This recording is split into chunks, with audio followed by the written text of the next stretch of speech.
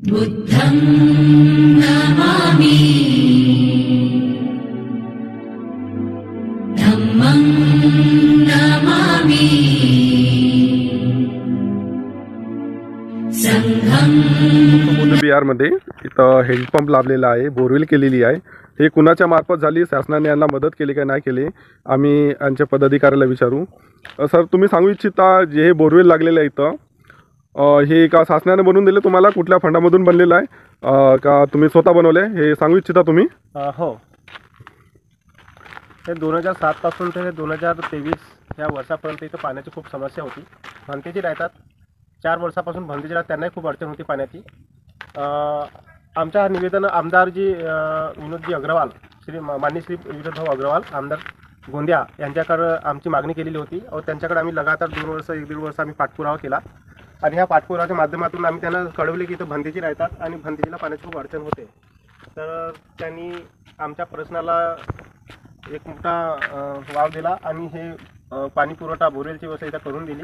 त्यांचा आमचा खूप खूप धन्यवाद आहे। इथं पाण्याची व्यवस्था आमची जी होती, जी समस्या होती ती पूर्णपणे दूर झालेली आहे। तर हे सर, तुमचे अजून काही विनोद अग्रवाल जे आमचे आमदार आहेत त्यांच्याकडे अजून काही तुमची अपेक्षा आहे का की निवृत्त बौद्ध बिहारला ते येऊन भेट द्यायला पाहिजे आणि अजून इथलं जे कुशल काम तुम्ही जे करता त्याचं त्यांच्या मानधन जे पण त्यांच्याकडून होऊ शकेल शासनाकडून आणून ते योजना आणून आपल्याला काही सहयोग करू इच्छिता का, याच्यावर तुम्ही आपले 2 शब्द सांगा। अपेक्षा आहेत ना। हा आमचा डोंगरगाव जो परिसर आहे हा तिवडा विधानसभा क्षेत्रात येतो। माननीय जे विनोदभाऊ अग्रवाल आहेत हे गोंदिया विधानसभा क्षेत्राचे आमदार आहेत। हा क्षेत्र त्यांच्या आमदार क्षेत्रामध्ये मोडत आहे, तरी पण सुद्धा त्यांनी इथं एक इंधन आणि बोरवेलची व्यवस्था करून त्यांचे आम्ही आभार मानतो। आमच्याकडं आम्ही आमच्या आमदाराला सुद्धा मागणी केलेली आहे, ते सुद्धा करून देतील अशी आमची त्यांना अपेक्षा आहे। आणि विनोदभाऊ अग्रवाल आमदार माननीय त्यांना सुद्धा आमची अपेक्षा आहे की आमचे जे सोबत टाकलेले जे कामे आहेत ते पूर्ण करतील अशी आमची त्यांच्याकडून खूप मोठी अपेक्षा आहे। आपले 2 शब्द इथे समाप्त करू। त्याचप्रमाणे यूट्यूब चॅनलचे श्री आकाशभाऊ बागडे हे इथं आमच्या विहाराला निवृत्त बुद्ध विहार ह्या ठिकाणी आज आपला वेळातून वेळ आणि किमती वेळ देऊन इथं जे त्यांनी आमच्याकडून जे अपेक्षा मागितली की ह्या विहारात तुमच्या काय समस्या आहेत आणि काय तुमच्या संस्थेतून तुम्ही करू इच्छिता, कोणाकोणाकडे काय मागण्या आहेत, ते त्यांनी वेळातून वेळ देऊन आमच्याकडे हे इथं विहाराला भेट दिली। आम्ही त्यांचा खूप खूप धन्यवाद करतो।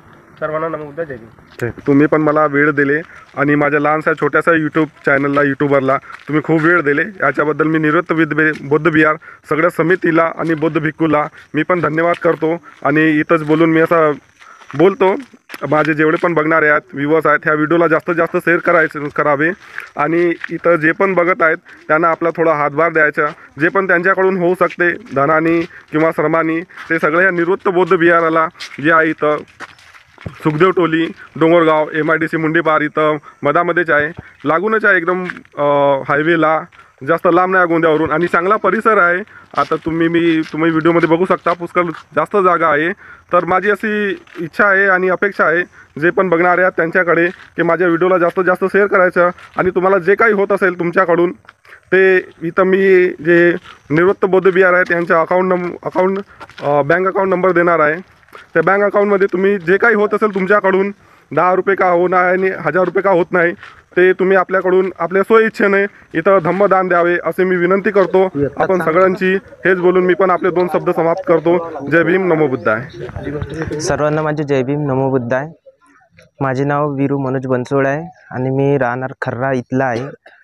मला माहीत पडलं की इथे म्हणजे निवृत्त बौद्ध विहार सुखदेव टोली इथे यूट्यूब चॅनलवाले येत आहेत आणि याच्या माध्यमाद्वारे मी सांगू इच्छितो की इथे वाचनालयासाठी नाही का शासनाकडे जे मांग होत आहे त्याकरिता मी पण आलेला आहे इथे। या माध्यमाच्याद्वारे शासनाकडे मी सांगत इच्छितो की मी मागील 2 वर्षापासून खर्रा ते गोंदिया हे डिस्टन्स 16 किलोमीटर समाज कल्याण ऑफिस इथे मी वाचनालयामध्ये जातो। ते डिस्टन्स मला 16 किलोमीटर म्हणजे रोजच्या मला 60 ते 70 रुपयाचा पेट्रोल लागतो। जर आम्हाला इथे सुखदेव टोली निवृत्त बौद्ध विहार इथे वाचनालयाची सुविधा उपलब्ध झाली तर आम्हाला म्हणजे कसं आमच्या वेळे पण वाचन, गोंदियाला जातला 45 मिनटं लागतात, इथे यायला 10 मिनटाचे रस्ता आहे आणि कसा इथलं म्हणजे कसं आहे आजूबाजूचे गाव आहेत जसे पोलीस भरती वगैरे आहेत, रेल्वेची तयारी करणारे, MPSC तयारी करणारे इथले खूप सारे विद्यार्थी आहेत। यांना म्हणजे कसं जातपर्यंत वेळ बसची वाट पाहण्याकरता कोणी बाईकने जाते, कोणी सायकलने जाते, हे सर्व काही म्हणजे सुविधा उपलब्ध आहेत, परंतु कसं वेळाचे महत्त्व आणि कसं पैसे, आर्थिक तंगी आणि वरून काय कोणाकडे रोजगार नाही, काही नाही, याकरता कदाचित इथे जवळच सुखदेव टोली निगरोध विद्यार इथे जर वाचनालय ओपन झाली तर सर्व मुलांच्या म्हणजे वेळ पण वाचते, पैसा पण वाचते आणि सर्व काही वाचते. आणि त्या जर वाचनालय इथे ओपन झाली तर सर्वांना म्हणजे कसं आहे सुखसुविधा पण होऊन जाईल आणि जवळच्या जवळ जे पण आहे जे अभ्यासाकरिता चांगले इथे वातावरण पण आहे, इथे शांत वातावरण पण आहे, तितक्या दूर जाण्यापेक्षा आपण जर इथेच जवळच्या जवळ आमच्यासाठी शासनाने जर एक वाचनालय उपलब्ध करून दिली ते खूप खूप महत्त्वाचे होईल.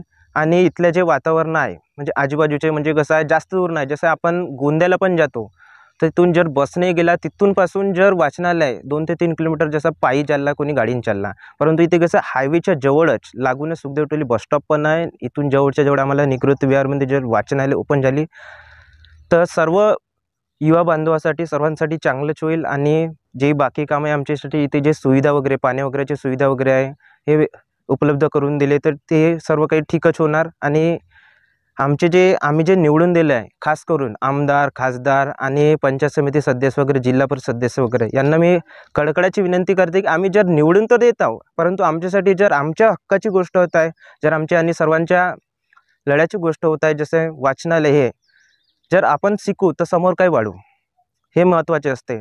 आम्हाला म्हणजे कसं आहे की जेव्हापर्यंत आम्ही शिकू नाही तेव्हापर्यंत आम्हाला काही समोरचं काय होणार हे काही कळणार नाही. त्याकरिता जे निवडून दिलेले आहेत आणि जे शासनाकडे आहेत त्यांना मी कळकळाची विनंती करते की आम्हाला इथे एक वाचनालय बांधून द्यावा.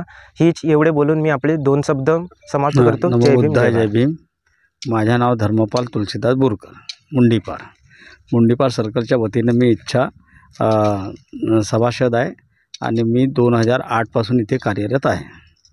इथे हा आमचा असा विचार आहे की इथे अशोक चक्राचा निळा ध्वज स्थापना राहो, बाजूला बुद्ध मूर्तीची स्थापना होणार आहे, साईडला धम्मकुटी होणार आहे.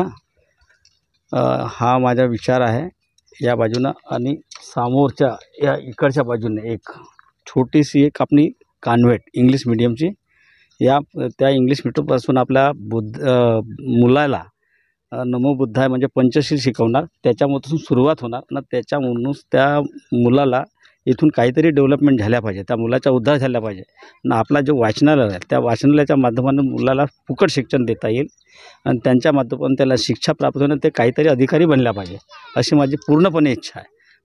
मी आपणास सांगू इच्छितो. जय भीम. माझे नाव राहुल बनसोड, राहणार डोंगरगाव. या निगरोध बौद्ध विहाराची स्थापना 2007 पासून झालेली आहे. तसेच आमचे बौद्ध बांधव, आजूबाजूचे परिसरातील बौद्ध बांधव इथं येऊन आपले श्रमातून धनातून चांगली मदत करतात. तसेच आम्ही इथं ही रोपवाटिका पण लावलेली आहे. रोपवाटिकाला पाणी देण्याचे भरपूर कार्य आमचे मित्र बांधव करत असतात. तसेच आमची अशी अपेक्षा आहे, ज्या भावांनी सांगितले आमचे डोंगरे भाऊ आहेत, बोरकरजी आहेत, अशी काहीच अपेक्षा आहे आमची की जे आम्ही सांगितलं आहे आमच्या बौद्ध बांधवांनी खासदार आमदाराकडे, अशीच आमची कळकळीची विनंती आहे की आम्ही जे अपेक्षा तुमच्याकडून ठेवलेली आहे ती पूर्ण करावी. तसेच इथं येणाऱ्या लोकांना पार्किंगची व्यवस्था नाही, पार्किंगची व्यवस्था करायची आहे. पाण्यासाठी व्यवस्था नाही, पाण्याची व्यवस्था करायची आहे. तसेच बांधवांना इथं लॅट्रिन बाथरूमची व्यवस्था नाही, ती व्यवस्था करायची आहे. अशीच माझी अपेक्षा आहे की आम्ही जे आपल्याकडून अपेक्षा करतो ती पूर्ण करावी. सर्वांना जय.